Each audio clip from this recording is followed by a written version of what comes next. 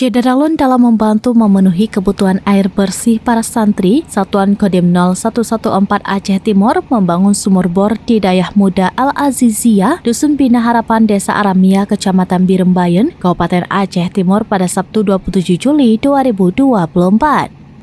Dan Dim 0104 Aceh Timur, Letkol Infantri Tri Purwanto mengatakan pembangunan sumur bor untuk Dayah Muda Al-Aziziyah merupakan bantuan dari Danrem 011 Lilawangsa, Kolonel Infantri Ali Imran dalam membantu mengatasi kesulitan masyarakat, salah satunya kebutuhan air bersih bagi santri.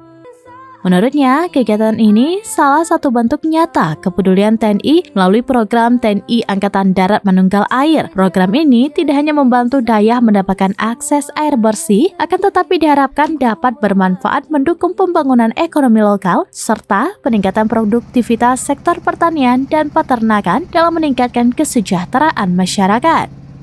Pimpinan Dayah Muda Al-Aziziyah Abati Muhtar Haji Ibrahim menyampaikan terima kasih atas kepedulian TNI telah membantu memenuhi kebutuhan air bersih di Dayah. Dengan terpenuhi kebutuhan air bersih, diharapkan kegiatan belajar mengajar dan aktivitas sehari-hari para santri dapat berjalan lancar dan kesehatan para santri tetap terjaga.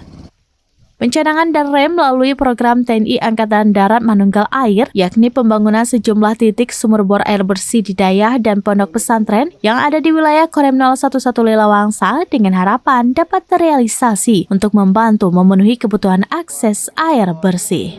Untuk fasilitas santriwan dan santriwati di Dayah Muda Aramia.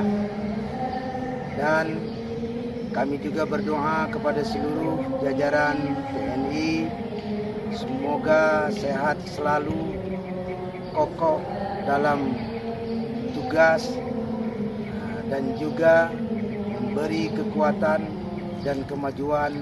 Dari Aceh Timur, Zaki Mubarak, SerambiNews.com. Download Tribun X sekarang, menghadirkan lokal menjadi Indonesia.